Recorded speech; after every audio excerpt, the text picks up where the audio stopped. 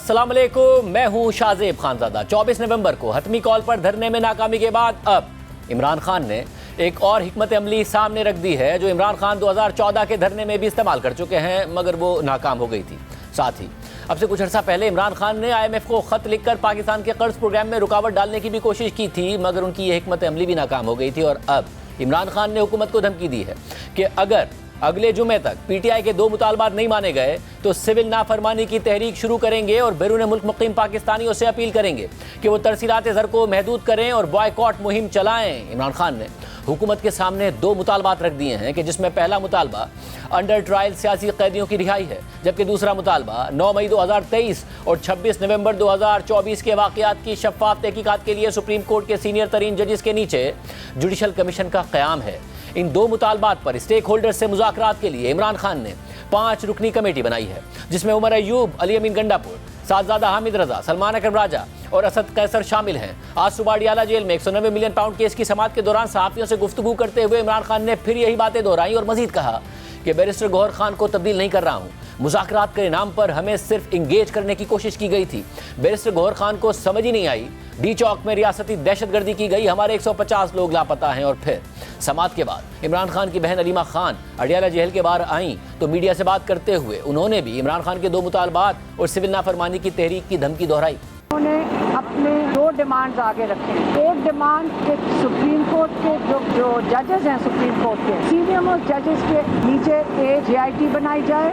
JIT 9 मई और 26 नवंबर की तहकीकात करें, उसकी रिपोर्ट शाया करें। दूसरी डिमांड 9 मई के हवाले से और 26 नवंबर की वजह से आपने जितने पॉलिटिकल प्रिजनर जेलों में डाले हैं इनको रिहा किया जाए। ये 2 डिमांड नहीं होती तो फिर इमरान खान ने कहा हम सिविल डिसोबीडियंस की तरफ जाएंगे। जुमे को यौम सोग भी है, जितने शुहदा हैं उनके लिए पेशावर में यौम सोग का इंतज़ाम होगा और उधर ये अनाउंस होगा उसी दिन अगर आपने मुतालबात नहीं पूरे किए तो आप ओवरसीज़ पाकिस्तानियों को कॉल चली जाएगी, अपनी रेमिटेंसेस बंद कर दें। इमरान खान ने उमर अयूब की सरबराही में मुज़ाकराती कमेटी बनाई है, मगर कल उमर अयूब को PTI के दीगर रहनुमाओं के साथ अडियाला जेल के अहाते से गिरफ्तार कर लिया गया था। ताहम आज रावलपिंडी की इंसदाद दहशतगर्दी की अदालत ने उमर अयूब और राजा बशारत की जमानत बादस गिरफ्तारी की दरख्वास्त मंजूर कर ली, जिसके बाद उन्हें रिहा कर दिया गया। और अब उमर अयूब PTI की 5 रुकनी मुज़ाकराती कमेटी को लीड करेंगे और अगर 14 दिसंबर तक PTI के मुतालबात नहीं माने गए तो इमरान खान ने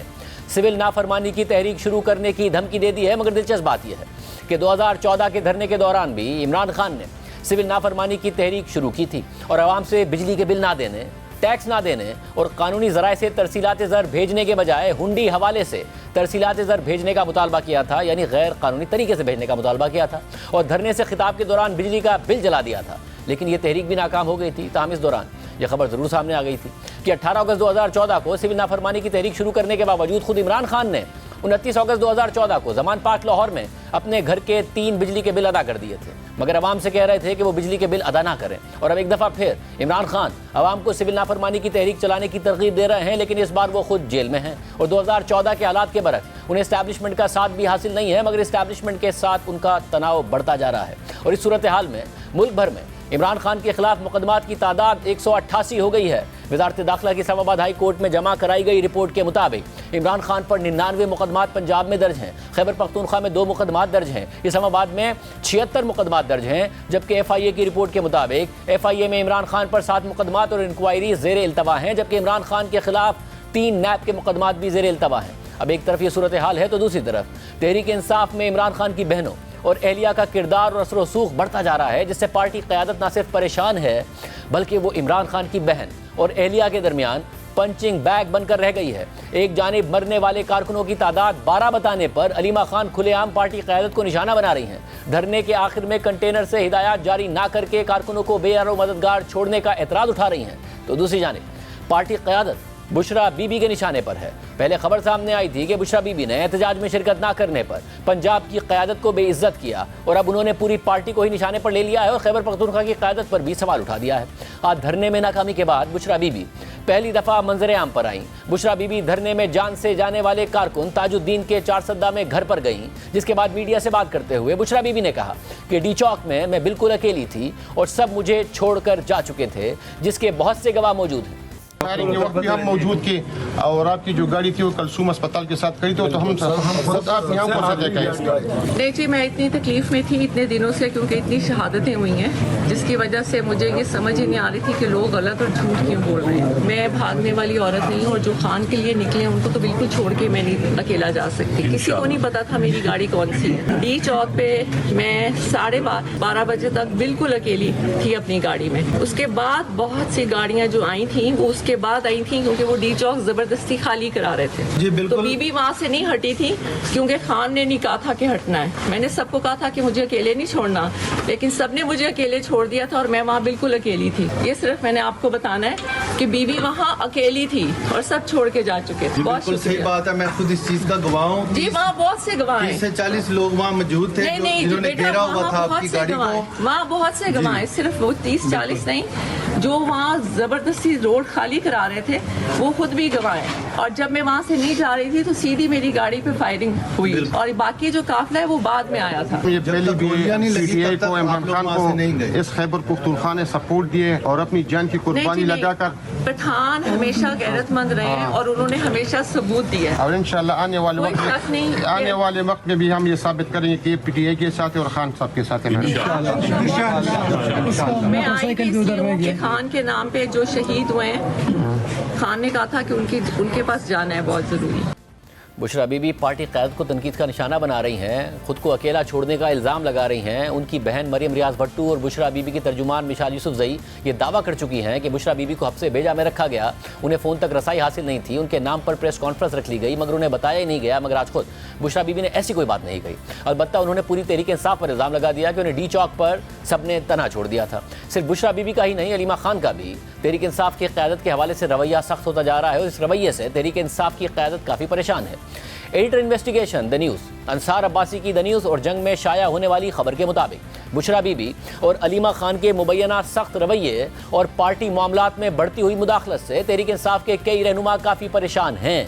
नाम जाहिर ना करने की शर्त पर पार्टी के बाद सीनियर रहनुमाओं ने बताया कि इमरान खान की अहलिया और बहन का पार्टी रहनुमाओं के साथ नारवा सलूक बढ़ता जा रहा है। जुमेरात को अलीमा खान का अडियाला जेल में अदालत के इहाते में बैरिस्टर गौहर खान और सलमान अकरम राजा के साथ तलखी इस सूरत हाल की अक्कासी है जिसका सामना पार्टी रहनुमाओं को करना पड़ रहा है। पार्टी के एक रहनुमा का कहना है कि PTI के बेशतर रहनुमाओं ने गैर मामूली कुर्बानियां दी हैं, वो दर्जनों FIRs में नामजद हैं, जेलों का सामना कर रहे हैं, उनके कारोबार ख़त्म हो गए हैं, लेकिन फिर भी हमारी तौहीन की जा रही है। उन्होंने मजीद कहा कि जिस वक्त मीडिया पर सलमान अकरम राजा और साहबजादा हामिद रजा के इस्तीफों की वजूहात सामने आई हैं, वहीं और भी कई ऐसे मामलात हैं जिनका सामना पार्टी रहनुमाओं को करना पड़ रहा है, लेकिन इसके बारे में अवाम ला इल्म हैं। खबर के मुताबिक एक ज़राए ने बताया कि वज़ीर आला खैबर पख्तूनख्वा अमीन गंडापुर भी मुश्किल सूरत हाल में घिरे हुए हैं। ज़राए का कहना था कि किसी दिन पंजाब से ताल्लुक़ रखने वाला पार्टी का एक सेनेटर ये बता देगा कि किस तरह दीगर रहनुमाओं के सामने उसकी तज़हीक की गई थी। खबर के मुताबिक पार्टी के कई रहनुमा बुशरा बीबी की बहन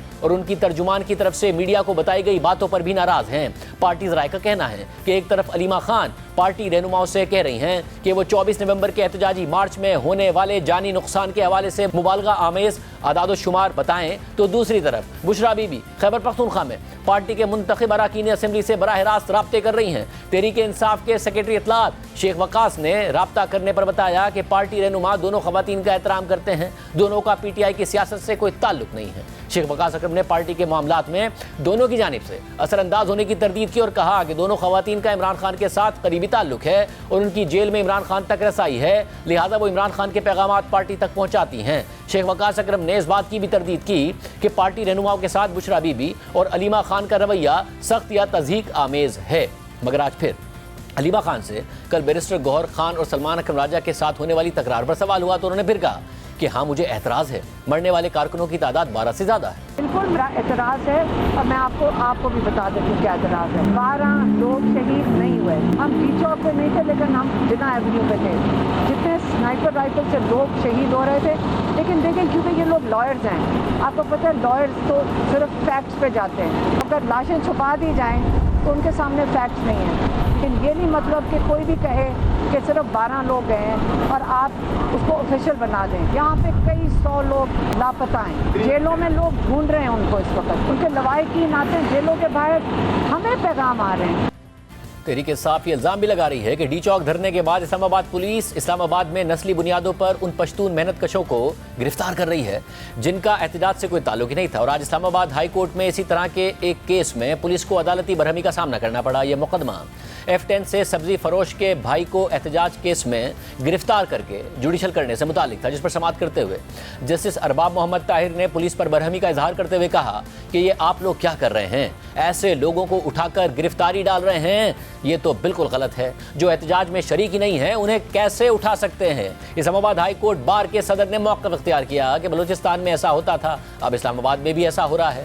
तो जस्टिस अरबाब मोहम्मद ताहिर ने रिमार्क्स दिए कि अब इस्लामाबाद में हो रहा है इसलिए आपको महसूस हो रहा है। दरख्वास्त गुजार के भाई का कहना था कि हमारे भाई का एहतजाज से कोई लेना देना नहीं था, मगर उसे नाके से गिरफ्तार किया गया और 1 दिसंबर को नामालूम की फहरिस्त में एहतजाज केस में डाल दिया गया। मैं सब्जी फरोश हूँ और वालिद साहब बाइकिया चलाते हैं। जिससे अरबाब मोहम्मद ताहिर ने कहा कि DSP लीगल साहब आप इस केस को देख लें, पुलिस ने बेगुनाह को गिरफ्तार करके जुडिशल कर दिया। तो DSP लीगल ने जवाब दिया कि मैं इस केस को देख लेता हूं और मुतासरा फैमिली से राब्ते में रहूंगा। इसके बाद अदालत ने हाईकोर्ट बार के सदर को साहिल का केस लड़ने और दरख्वास्त जमानत दायर करने की हिदायत कर दी। तहरीक इंसाफ में आखिर क्या चल रहा है, इस हवाले से बात करेंगे। हमारे साथ नुमाइंदा जियो न्यूज़ अबू बकर सिद्दीक मौजूद हैं जो पेशावर से हमें ज्वाइन कर रहे हैं, और हैदर शराजी मौजूद हैं जो इस्लामाबाद से हमें ज्वाइन कर रहे हैं। अंदर की क्या इतलात हैं, दोनों से बात करेंगे। अबू बकर सिद्दीक, पहले आप बताइएगा, जाहिर है कि बुशरा बीबी और अलीमा खान का एक आपस में जो भी इख्तिलाफ हो, मगर पार्टी क़यादत पर दोनों तनकीद कर रही हैं। इमरान खान पार्टी क़यादत के मुकाबले में वाज़े कर चुके हैं कि वो बुशरा बीबी और अलीमा खान पर भरोसा कर रहे हैं। तो इस वक्त खैबर पख्तूनख्वा का जो कारकुन है वो उसका कॉन्फिडेंस इस वक्त अली अमीन गंडापुर पर है या उनका भी कॉन्फिडेंस बुशरा बीबी पर ही है और वो इसे जीतने में कामयाब हुई हैं? देखिए शाहजेब साहब, पाकिस्तान तहरीक इंसाफ का जो कारकुन है तो वो तो ऑब्वियसली क्लियर हो गया कि जो काफिला खैबर पख्तूनख्वा का जा रहा था तो सारे जो मामलात है काफिले के, कहाँ पर जाना है और किस वक्त जो है निकलना है, किस जगह पर रोकना है, तो ये तमाम तर मामलात जो है बुशरा बीबी खुद ही डील कर रही थी। और इवन अली अमीन गंडापुर जो खबरें आई थी कि हुकूमत के साथ जो है पाकिस्तान तहरीक इंसाफ की बातचीत चल रही है और हुकूमत ने जो है ऑफर की है संजानी जाने की और बानी PTI जो है वो भी एग्री हो गए। तो ये बात जो अली अमीन गंडापुर को पहुंची है तो वो जो है वो खुद ऐलान तक नहीं करना चाहते थे, कारकुनों को जो है वो फेस ही नहीं कर पा रहे थे।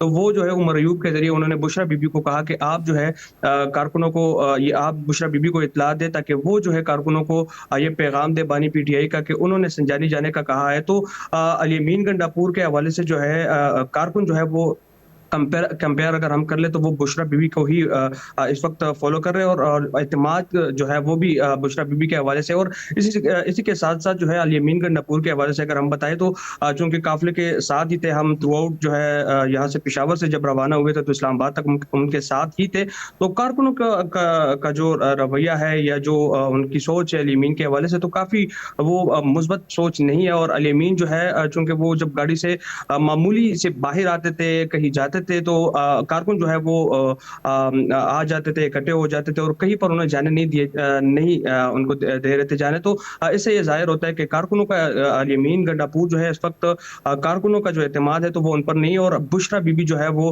उनका जो खिताब होता था या कारकुनों के दरमियान जब वो आती थी तो काफी उसको कंसिडर करते थे और उनसे बुशरा बीबी जो है वो खुद कारकुनों से खिताब भी करती थी और उनको आगे बढ़ने का भी मुसलसल कह रही थी। तो अब के बार भी यही सिचुएशन है पेशावर में, चूंकि इस वक्त बुशरा बीबी यहीं पर मौजूद है तो तमाम तर मामलात जो है सियासी वो खुद डील कर रही है। और जो भी अहम इजलास होता है पाकिस्तान तहरीक इंसाफ का CM हाउस में तो वो खुद वहां पर मौजूद होती है। इवन जो चेयरमैन PTI है बैरिस्टर गौहर, वो जब यहाँ पर पेशावर में अभी तकरीबन 3 मुलाकातें जो है वो कर चुके हैं बुशरा बीबी के साथ। और इसी तरह दीगर जो पार्टी के मरकजी कायदीन है वो भी पेशावर में बुशरा बीबी से ही मुलाकातें करते हैं। साथ ही साथ अब्बास सूबाई वज़रा के हवाले से भी यही कहा जा रहा है कि वो भी डायरेक्ट जो है वो राब्ते में है। तो ये जो एक्टिविटीज़ है बुशरा बीबी के लिए न सिर्फ वज़ीर-ए-आला खैबर पख्तूनख्वा अली अमीन गंडापुर के लिए परेशानी का सबब बन रही है बल्कि पाकिस्तान तहरीक इंसाफ की जो सूबाई क़यादत है उसके लिए भी जो है परेशानी का बायस बन रही है। अब आज की अगर हम बात करें, बुशरा बीबी 4 सदे गई थी, वहां पर जो उन्होंने जो बातचीत की है वहां पर कारकुनों से या वहां पर पार्टी क़यादत से, तो उस वीडियो बयान के बाद भी जो है पार्टी की क़यादत जो है वो उनमें काफी तशवीश पाई जा रही है। और उनका ये बताना है कि एक तरफ चूंकि एहतजाज की बात की जो सूरत हाल बनी हुई है, एक तरफ पार्टी क़यादत जो है वो इस कोशिश में है कि सूरत हाल को नॉर्मल किया जाए, कारकुनों की हौसला अफजाई की जाए, लेकिन जो बयान दिया है बुशरा बीबी ने तो इससे जो है इख्तलाफात में मज़ीद इजाफा होगा और इससे जो है जो कारकुन जो खबरें आ रही है कि डिस्करेज हुए हैं, तो इससे मज़ीद जो है वो डिस्करेज होंगे। तो अल-यमीन गंडापुर के हवाले से भी यही कहा जा रहा है कि वो भी इस वक्त सख्त परेशान है, चूँकि वो इन दिनों जो है वो DI खान में है और जो ये एहतजाज के बाद की सूरत हाल बनी है, तो 3-4 इजलासों में जो है वो अल-यमीन गंडापुर शिरकत उन्होंने की है, लेकिन जो दीगर जो इजलास हुए तो उनमें अल-यमीन गंडापुर ने भी जो है वो शिरकत नहीं की और वो इस बात पे सख्त नाला है कि एहतजाज की जितनी भी तैयारियां होती है, एहतजाज से पहले की या एहतजाज के दौरान की, तो तमाम तर तैयारियों में जो है वो सरगर्म अमल होते हैं, एहतजाज में भी वो लीड पर होते हैं, लेकिन बाद में जब इस तरह का कोई सिचुएशन बनती है तो इसके जिम्मेदार जो है वो अल-यमीन उनके मुताबिक जो है वो उनको ठहराए जाते हैं। तो इस बात की वजह से जो है वो पार्टी क़यादत से भी नाला है और बुशरा बीबी के हवाले से भी यही बताया जा रहा है। इवन ये भी खबरें आई है कि कई बार जो है अल-यमीन गंडापुर और बुशरा बीबी की जो है वो तल्ख कलामी भी हुई है। इसी के साथ साथ एक इससे कबल भी जो खबर आई थी कि बुशरा बीबी जो है वो एहतजाज में जो जा रही थी, तो इस बात पे भी जो है हमारे उस हवाले से तल्ख कलामी की खबर आई थी, तल्खी खबर आई थी। मगर हैदर शराजी, एक और मसला जो नज़र आ रहा है बुशरा बीबी और अल-यमीन गंडापुर के दरमियान इख्तलाफ का, कि उनकी जो तर्जुमान है मिशाल यूसुफजई, वो मुआविन खुसूसी थी वज़ीर आला की, उन्हें हटा दिया। और जब हटाया गया तो ऐसा नहीं हुआ कि मिशाल यूसुफजई बैकफुट पर गई हों, उन्होंने बाकायदा तौर पर कहा कि भाई मैं तो तर्जुमानी करती हूँ और मुझे सज़ा दी गई है। मैंने जो इंटरव्यू दिया था शहजाद इकबाल साहब के प्रोग्राम में, उस हवाले से अब क्या अभी भी इस बात पर इख्तलाफ बरकरार है? बिल्कुल ऐसा ही है। अल-यमीन गंडापुर और बुशरा बीबी के दरमियान इस मामले पर इख्तलाफ है और यही वजह है कि अल-यमीन गंडापुर ने आतिफ खान और मुखालिफ ग्रुप के रहनुमाओं को भी CM ऑफिस में गुज़श्ता रोज़ बुलाने के लिए रब्ता किया और आतिफ खान के साथ टेलीफोनिक गुफ्तगू की और उम्मीद ज़ाहिर की जा रही है कि सियासी मामलात सियासी कायदीन आगे बढ़ाएंगे। लेकिन जहाँ तक आज बुशरा बीबी ने कहा कि मैं तनहा थी, मुझे सब छोड़कर जा चुके थे, ऐसा बिल्कुल नहीं। जिस वक्त सेकंड लास्ट ऑपरेशन हो रहा था यहाँ 7th एवेन्यू पर, हम खुद वहाँ मौजूद थे। बुशरा बीबी ने उस वक्त अल-यमीन गंडापुर को कहा कि आप आगे जाएं, आप आगे लीड करें। वो वक्त था कि खुद पीछे वो हुई और उमर अयूब, अल-यमीन गंडापुर और इसके अलावा अपोजिशन इत्तेहाद के तर्जमान ख़वानज़ादा हुसैन यूसुफजई ग्राउंड पर मौजूद थे। और जहाँ तक मरकज़ी क़यादत का ताल्लुक या शेख वक़ास अकरम का ताल्लुक है, पार्टी ने शेख वक़ास अकरम को कहा था कि वो पेशावर में रहकर मीडिया के साथ इंटरेक्शन करें, जबकि बैरिस्टर गोहर पर तनकीद भी हो रही है और यकीनन फैसला करने के लिए क़यादत मौजूद नहीं थी या वर्कर्स को ऐलान करके बताती, लेकिन वो चूँकि मुज़ाकरात के लिए मौजूद थे और उनकी ज़िम्मेदारी मुज़ाकरात के लिए दी गई थी। तो ये नहीं कहा जा सकता कि बुशरा बीबी अकेली थी, वो इकट्ठे एग्री करके यहाँ से KPK रवाना हुई हैं और अल-यमीन गंडापुर के साथ मुशावरत के साथ ही वो रवाना हुई हैं। और जहाँ तक अभी तक का ताल्लुक है, इस सारे मामलात के बाद बानी PTI ने स्ट्रेटजी तब्दील की है। एक तो कानूनी टीम को तब्दील करने का फ़ैसला किया है और दूसरा ये कि ये जो एहतजाज की सियासत थी, इससे हटते हुए नई स्ट्रेटजी ये अपनाई है। मुतबादल ज़राए ये हैं उनके लिए कि पार्लियामेंट का इजलास बुलाने के लिए रिक्वेजिशन जमा करवाई जाए, यानी हम इस तरफ जाएंगे। और ये सिविल नाफरमानी की जो तहरीक की बात हो रही है, ये उसी के साथ जोड़ दी गई है कि अब वर्कर्स को आगे नहीं लाना, हम पार्टी खुद ही इस हवाले से सिविल नाफरमानी या फिर पार्लियामेंट के अंदर किरदार अदा करेगी। तो इस हवाले से ये सारी तफसीलात आपने सुनी। प्रोग्राम ब्रेक शामिल करते हैं, हुकूमत सिविल नाफरमानी के हवाले से क्या करेगी, बात करेंगे ब्रेक के बाद। प्रोग्राम में दोबारा खुशामदीद नाजरीन। इमरान खान ने 14 दिसंबर तक की डेडलाइन दी है, 2 मुतालबात हुकूमत के सामने रखे हैं, वरना सिविल नाफरमानी की तहरीक शुरू करने का ऐलान किया है, जिसमें तरसीलात ज़र बैरून मुल्क मुकीम पाकिस्तानी ना भेजें, बॉयकॉट करें। इसके हवाले से उन्होंने कहा है। हमारे साथ वज़ीर दिफा ख्वाजा आसिफ साहब मौजूद हैं। ख्वाजा साहब, बहुत शुक्रिया मुझे ज्वाइन करने के लिए। ख्वाजा साहब, ज़ाहिर एहतजाज में नाकामी ज़रूर हुई, मगर तहरीक इंसाफ पॉपुलर है बैरून मुल्क मुकीम पाकिस्तानियों में। उन्होंने 14 दिसंबर तक की डेडलाइन दी है। 2 मुतालबात हैं कि अंडर ट्रायल जो कैदी हैं उन्हें रिहा किया जाए और 9 मई 2023 और 26 नवंबर 2024 के वाक़यात की शफाफ तहकीकात कराई जाए। क्या हुकूमत रिस्पॉन्ड करेगी? क्योंकि वक्त बहुत कम दिया है उन्होंने, 1 हफ्ते का टाइम दिया। बिस्मिल्लाहिर्रहमानिर्रहीम। देखिए, पहले तो तहकीकात की जो है बिल्कुल उन्होंने जो पहले भी मुतालबा किया है, इसका अब भी मुतालबा किया है, लेकिन उसमें तहकीकात कराने का मेरा ज़ाती मुझे नहीं पता हुकूमत इस पर कलेक्टिव क्या डिसीजन लेगी, लेकिन उसमें सारे एविडेंस जो है सारी की सारी वहाँ पे मौजूद है और उसके बाद जो है कन्फेशंस जो है टीवी के ऊपर प्रोग्रामों में इनके मौजूद हैं, पार्टिसिपेशन के जो सबूत सारे मौजूद हैं। तो तहकीकात क्या करानी है उसमें, मुझे ये भी अगर कुछ टर्म्स ऑफ रेफरेंस भी बता दें कि उस तहकीकात के क्या टर्म्स ऑफ रेफरेंस होने चाहिए, तो मेरा ख्याल है कोई आसानी हो जाएगी हुकूमत के लिए भी कि उन्होंने करनी है कि नहीं करनी, जो भी फैसला करना होगा, लेकिन उसके टर्म्स ऑफ रेफरेंस उसमें तहकीक करने की जरूरत क्या है। वो कहते हैं सीसीटीवी कैमरों की फुटेज, सारे एविडेंस को देखें, मगर उन्होंने एक मुतालबा यह रखा है कि सुप्रीम कोर्ट के सीनियर तरीन जजेस के नीचे जुडिशल कमीशन का क़याम हो। अब सीनियर तरीन आपको पता है कि जैसे मंसूर अली शाह और जैसे मुनीब अख्तर हैं, उनके नीचे ये तहकीकात हो, ये मुतालबा कर रहे हैं। नहीं देखा तो इसका मतलब है कि उसमें मोटिव जो है सामने आ गया ना, कि वो जिन जजों को कोई शिकायत हैं, जिनका कल भी खाता आपने देखा था, मैंने उसको टीवी के ऊपर ट्विटर के ऊपर मैंने रिस्पॉन्ड भी किया है, उसको मेंशन भी किया है। तो ये वही सरपरस्ती चाहते हैं जुडिशरी से, जो सरपरस्ती जो है 9 मई के बाद इनको मिली। 9 मई के बाद क्यों इफेक्टिव जो है इनके खिलाफ कार्रवाई ना हो सकी, इसलिए कि पार्टीजन जुडिशरी थी। जुडिशरी जो थी वो इनकी पुष्ट पे खड़ी थी और इनको एक शेल्टर प्रोवाइड कर रही थी हर लेवल के ऊपर।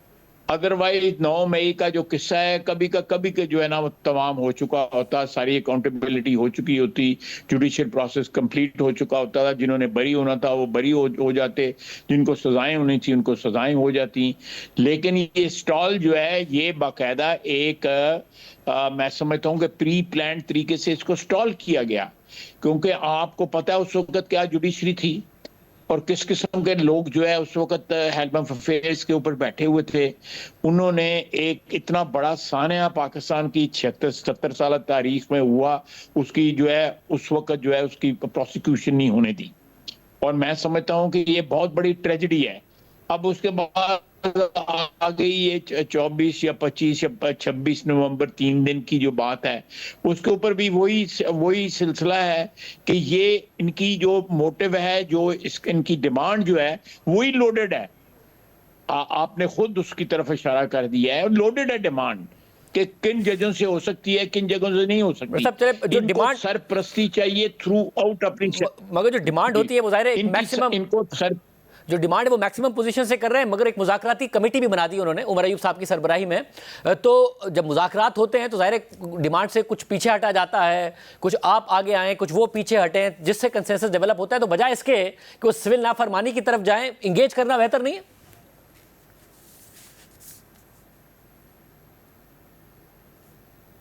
देखें, ये मैं टीवी पे इसके लिए ओपिनियन अपना ज़ाती दे नहीं सकता, क्योंकि मैं एक जमात का जो है वो हिस्सा हूँ, मैं एक कैबिनेट का हिस्सा हूँ। मैं अगर यहाँ पे अगर मैं कोई ओपिनियन दूँ तो या तो प्रीएम्प्ट करूँगा किसी चीज़ को, या को एग्रीवेट कर दूँगा किसी सिचुएशन को, इसलिए मैं राय तो इस पे कतई तौर पे नहीं दूँगा। लेकिन देखें, मैं फिर उसी बात पे आऊँगा कि उनकी नीयत जो है उससे जाहिर होती है कि सीनियर तरीन जजेस जो है, ये सीनियर तरीन जजेस जो हैं वही है ना जिन्होंने खत लिखा है। वो तो मेरा मतलब है कि the gentleman is not giving up. उनको जो शिकायत हुई है रिसेंटली, जो उनको जो है उसके ऊपर वो परसिस्ट कर रहे हैं। मेरा पर्सनल ओपिनियन है, मैं उनकी तरफ डायरेक्ट नहीं कर रहा, लेकिन मैं इन सिचुएशंस में जो है बंदे को जो है एक आला ज़र्फी और एक अपनी कुर्सी की डिग्निटी, अपने प्रोफेशन की डिग्निटी को मेंटेन रखना चाहिए, बजाय इसके कि अपनी ज़ात के जो मोटिव्स हैं उनको इस तरह परसू करना चाहिए। वैसे अगर और अब जो है अगर आपको अगर क्या हुकूमत ट्रांसपेरेंट, क्योंकि जो तहसीलात ज़र हैं, जो रेमिटेंसेज हैं, वो एक बड़ा कंट्रीब्यूट कर रही हैं। ज़ाहिर इमरान खान साहब ने जो माजी में जितनी भी सिविल नाफरमानी की बातें की उस पर अमल दरामद नहीं हो सका, वो नाकाम जरूर हो गई, मगर इस दफ़ा अटेम्प्ट कर तफसीलात ज़र की जो स्टॉपेज है या उनका रोकना जो है उसको अटेम्प्ट करके देख लें। It will not happen, it will not happen. देखें, उसकी दो वजह है, मैं दो बयान करता हूँ। एक तो यह है कि वो इमरान खान की वफादारी में और अपनी जो मुल्क के साथ वफादारी में है, जो बरूने मुल्क पाकिस्तानी जो है वो मुल्क के साथ या वतन के साथ अपनी वफादारी को जो है वो तरजीह देंगे। और इसमें कोई 2 या 4 या 5 या 10 या 20 या 200 500 1000 2000 बंदे नहीं हैं, लाखों बंदे इन्वॉल्व हैं। 2.8 मिलियन लोग, 28 लाख लोग तो सिर्फ सऊदी अरेबिया में रहते हैं, 18 लाख बंदे जो है यूएई में रहते हैं। आप हिसाब लगा कितने 46 हो गए। उसके बाद जो है आप बहरीन, कतर और मस्कत, ओमान जो है, कुवैत को डाल के ये तकरीबन जो है 60-65 लाख बंदे बन जाते हैं। ये अमेरिका नहीं है, ये बरतानिया नहीं है। यहाँ की हुकूमतें भी जो हैं वो भी जो है पुष्टनाई कर रही हैं, वो भी इनके मोटिव्स के पीछे वो भी खड़े हैं। इसलिए वहां पे सब कुछ जो है, जो कुछ होटल्स का 75-80% कोई नहीं रोकेगा इनके कहने के ऊपर। मैं आपको बिल्कुल आज लिख ली ये बात जो है, और मुझे याद भी करा दीजिएगा अगर कोई इसके अलावा कोई बात हुई तो। अगर हुकूमत को इसकी परेशानी नहीं है, मगर दूसरी तरफ जो फॉर्मेशन कमांडर्स की जो प्रेस रिलीज आई कॉन्फ्रेंस के बाद, उसमें तहरीक इंसाफ के खिलाफ तो एक चार्जशीट है, मगर हुकूमत से भी ऐसा लगता है कि मुतालबा है और गिला है, और हुकूमत से मुतालबात किए गए बाकायदा तौर पर कि चीज़ें रोकी जाएं, कवानीन और जवाबित को नाफिज करे हुकूमत। यानी कि हुकूमत से भी फ्रस्ट्रेशन का इजहार हो रहा है उस तरफ से। देखें, मैं ये एक फ्रेमवर्क तो ज़रूर तैयार है भी, और मज़ीद उसको जो है ना ज़्यादा ट्यून कर लिया जाएगा। जो फ्रेमवर्क इस वक्त अकाउंटेबिलिटी का, हर किस्म की अकाउंटेबिलिटी का जो है, जो इन्होंने 26 नवंबर को किया या 9 मई को किया, उसकी अकाउंटेबिलिटी ज़रूर होनी चाहिए।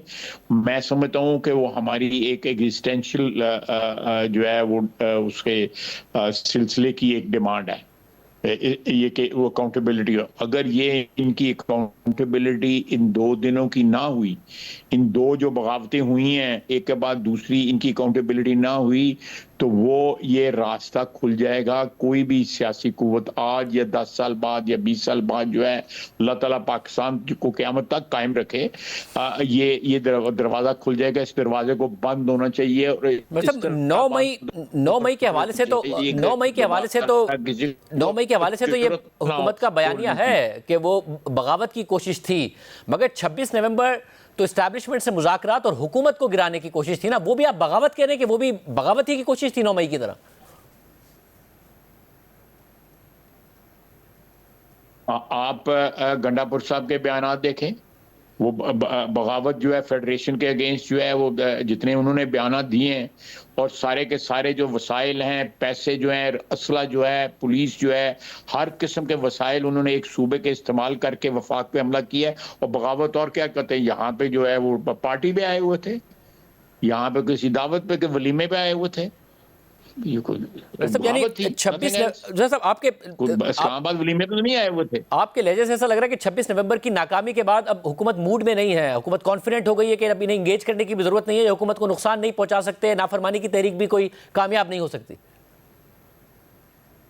नहीं, नाफरमानी की तहरीक जो है, तरसीलात ज़र जो है, जो फॉरेन रेमिटेंस को रोकने की, तो मैं समझता इससे नॉन स्टार्टर। मैं आपके वसातत से कहूँगा कि ये ज़रूर ट्राई करें, ये ज़रूर ट्राई करें। फॉरेन रेमिटेंस नहीं रुकेगी, क्योंकि जहाँ पे 65 लाख पाकिस्तानी रहते हैं, उनकी फैमिलीज यहाँ पे हैं, पाकिस्तान में है, सियालकोट में है, गुजरात में है, मंडी बाउद्दीन में है, गुजरांवाले में है, जो सेंट्रल पंजाब जो है, साउथ पंजाब जो है, बलूचिस्तान है, मस्कत ओमान में बहुत ज़्यादा पॉपुलेशन है बलोचों की। पश्तून जो पॉपुलेशन जो है यूएई में बहुत ज़्यादा है, सऊदी अरेबिया में बड़ी ज़्यादा है। तो वो लोग अपने घर जो है, इसके लिए इमरान खान के लिए अपने बच्चों को पैसे भेजना बंद कर देंगे। ये क्या sheer stupidity and nothing else। बहुत शुक्रिया। उस बंदे को रियलिटी। ख्वाजा साहब हमारे साथ मौजूद थे। प्राइम ब्रेक शामिल करते हैं, कुछ मजीद खबरें हैं, उनकी तफसीलात आप ध्यान रखेंगे ब्रेक के बाद।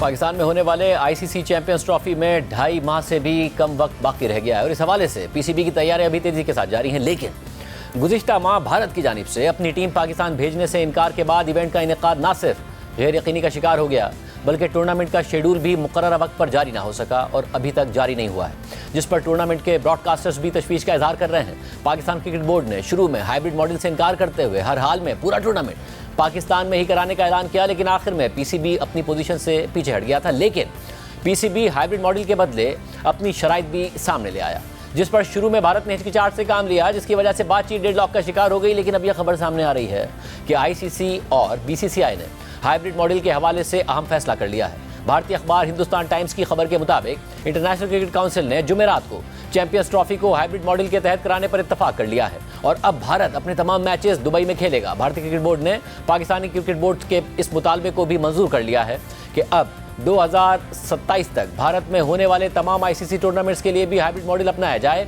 खबर रसां agency Press Trust of India की रिपोर्ट के मुताबिक यह फैसला आईसीसी के नए चेयरमैन जे शाह की दुबई में बोर्ड अरकान की गैर रस्मी मुलाकात के बाद किया गया, जिसमें चेयरमैन पीसीबी मोहसिन नकवी भी शामिल थे। जबकि एक आईसीसी के जरिए ने बताया है कि तमाम फरीकैन ने उसूली तौर पर इत्तफाक कर लिया है कि चैंपियंस ट्रॉफी मुत्तहिदा अरब अमारात और पाकिस्तान में मुनक़िद होगी और भारत अपने मैचेस दुबई में खेलेगा और ये सबके लिए विन विन सिचुएशन है।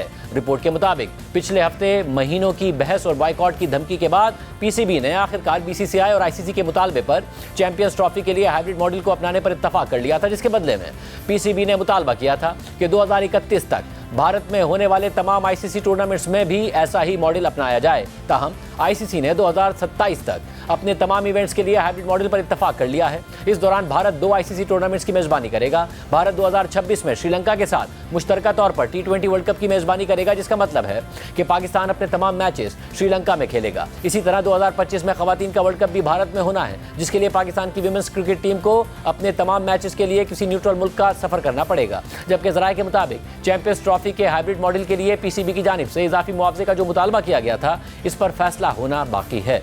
जबकि इस हवाले से ESPN क्रिक इन्फो की रिपोर्ट के मुताबिक पीसीबी की जानिब से हाइब्रिड मॉडल की मंजूरी मुतादिद शराइत पर मबनी समझी जा रही है। इन शराइत में से एक ये है कि हाइब्रिड मॉडल को भारत और पाकिस्तान में होने वाले तमाम आईसीसी इवेंट्स बशमूल खवातीन के इवेंट्स के लिए कम अज़ कम 2027 तक अपनाया जाए। जबकि बकिया शराइत में कहा गया है कि क्योंकि भारत के मैचेस न्यूट्रल मकाम पर खेले जाएंगे तो इससे होने वाले मुमकिन नुकसान के बदले पीसीबी को इजाफी मुआवजा फराहम किया जाए। ये बात भी सामने आई है कि पीसीबी ने भारत, पाकिस्तान और किसी तीसरे मुल्क पर मुश्तमिल एक 3 मुल्की सीरीज के इनेकाद का मशवरा दिया है, ताकि दोनों बोर्ड्स को भारत और पाकिस्तान के मैचेस किसी दूसरे मकाम पर खेले जाने से होने वाले माली नुकसान का इजाला हो सके। इस मामले पर दोनों बोर्ड्स और आईसीसी के दरमियान मजीद बातचीत का इम्कान है और हतमी फैसला 7 दिसंबर को होने वाली बोर्ड मीटिंग में मुतवक्के है। भारतीय मीडिया दावा कर रहा है कि आईसीसी और बीसीसीआई ने हाइब्रिड मॉडल पर इत्तफाक कर लिया है, लेकिन ताहाल इस पर कोई ऑफिशियल मौक़िफ़ सामने नहीं आया है।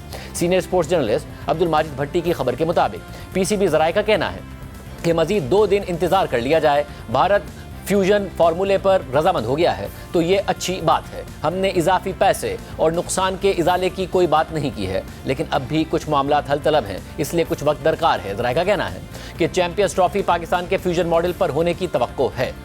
प्रोग्राम में आगे बढ़ते हैं और 26वीं आईनी तरमीम के खिलाफ दरख्वास्तों के मामले पर चीफ जस्टिस याया आफरीदी ने जस्टिस मंसूर अली शाह के खत का जवाब दे दिया है और ये वाज़ेह कर दिया है कि आईनी तरमीम के खिलाफ दरख्वास्तों की समाअत का फैसला फुल कोर्ट नहीं बल्कि सुप्रीम कोर्ट में आईनी बेंच तश्कील देने वाली कमेटी ही करेगी। आज चीफ जस्टिस याया आफरीदी की ज़ेर सदारत जुडिशल कमीशन ऑफ पाकिस्तान का इजलास हुआ, जिसमें ज़राए के मुताबिक उन्होंने जस्टिस मंसूर अली शाह को उनके 2 दिन पहले लिखे गए खत का जवाब दिया।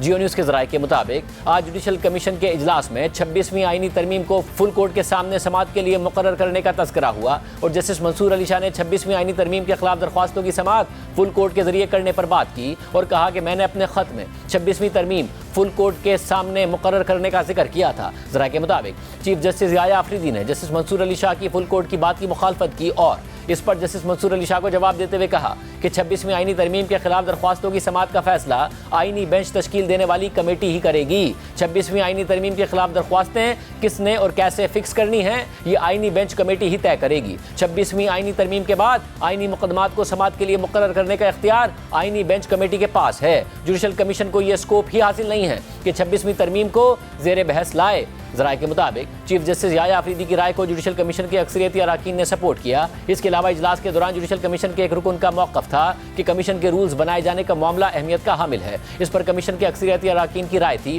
कि जजेस की तैनाती के लिए रूल्स बनाने का मामला ज़ेली कमेटी तय करेगी। इसके बाद जुडिशल कमीशन ने रूल्स की तश्कील के लिए ज़ेली कमेटी बनाने का इख्तियार चीफ जस्टिस को दे दिया। इजलास के बाद सुप्रीम कोर्ट की जानिब से जारी किए गए एलामिया में कहा गया है कि जुडिशल कमीशन ने मुत्तफ़िका तौर पर यह तय किया कि जजेस की तैनाती के पैमाने और तरीकाकार समेत जुडिशल कमीशन के रूल्स की तश्कील को फौरी तरजीह दी जाएगी। कमीशन ने इस सिलसिले में एक कमेटी कायम करने का इख्तियार चीफ जस्टिस याया अफरीदी को दिया, जिन्होंने जस्टिस जमाल बंदूखेल की सरबराही में attorney general Mansoor Usman Awan, barrister Ali Zafar, senator Farooq Naik और पाकिस्तान बार काउंसिल के रुकन अख्तर हुसैन पर मुश्तमिल कमेटी तश्कील दे दी है, जो रूल्स बनाकर 15 दिसंबर तक पेश करेगी। एलामे के मुताबिक सुप्रीम कोर्ट के जस्टिस शाहिद बिलाल हसन को आईनी बेंच का रुकन नामजद कर दिया गया है, जबकि सिंध और पेशावर हाई कोर्ट्स में जजेस की तैनाती का मामला 21 दिसंबर तक मौखर कर दिया गया है। इसके साथ साथ एलामे के मुताबिक आज इजलास में सिंध हाई कोर्ट के आईनी बेंच के लिए 2 जजेस की अक्सरियत राय से मंजूरी दे दी गई और जस्टिस अदनान करीम और जस्टिस आगा फैसल को आईनी बेंच के लिए नामजद कर दिया गया है।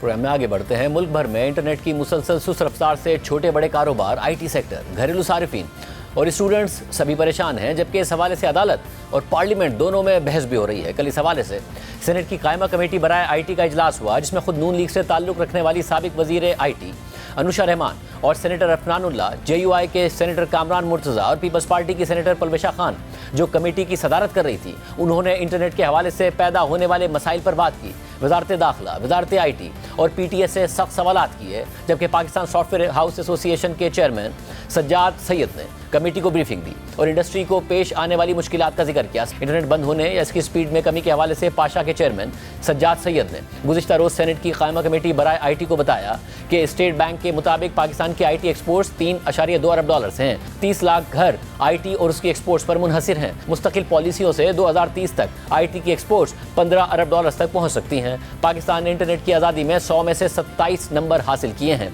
इंडिया ने इंटरनेट की आज़ादी में 50, जबकि बांग्लादेश और फिलिपाइन ने 61 नंबर हासिल किए हैं। पाइट की रिपोर्ट के मुताबिक इंटरनेट बंदिश की वजह से पाकिस्तान को रोजाना की बुनियाद पर $1.3 अरब का नुकसान हो रहा है। 1 घंटा इंटरनेट बंद होने से $9,10,000 का नुकसान होता है। VPN पर पाबंदियों के मुआशी असरात अहम हैं। इंटरनेट पॉलिसी पर वजाहत की कमी है। फ्रीलांसर्स को $126 मिलियन के नुकसान के साथ 30% काम में कमी आई है। पाबंदी और पॉलिसियों से IT सेक्टर को फौरी नुकसान का तखमीना $420 मिलियन है।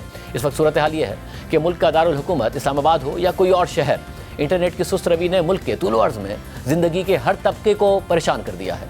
इंटरनेट की बंदिश और नाकिस सर्विस से bike Riders, food delivery staff और ऑनलाइन टैक्सी चलाने वालों का रोजगार दांव पर लग गया है। ताजिर भी मुश्किलात का शिकार है। फैसलाबाद की होम टेक्सटाइल मार्केट के दुकानदारों का कहना है कि वो अपनी मसनूआत की वीडियोज़ और तस्वीर सार्फिन तक नहीं पहुँचा पा रहे हैं। घरों में बैठकर ऑनलाइन काम करने वाली खवातीन भी इंटरनेट की पाबंदियों से मुतासिर हो रही हैं। फ्रीलांसर्स का कहना है कि नाकिस सर्विस की वजह से इंटरनेट पर अपने प्रोडक्ट्स की मार्केटिंग नहीं कर पा रहे हैं। और इस सारी सूरत हाल में हुकूमत पाकिस्तान इलेक्ट्रॉनिक क्राइम्स एक्ट में तरामीम ला रही है, जिसका बज़ाहिर मकसद फेक न्यूज़ से निपटना है। लेकिन इसकी इस वक्त सामने आने वाली तफसीलात पर डिजिटल राइट्स एक्टिविस्ट, सहाफ़ी और सिविल सोसाइटी के रहनुमा तशवीश का इजहार कर रहे हैं। आज के प्रोग्राम में इतना ही दीजिए। अल्लाह हाफ़िज़।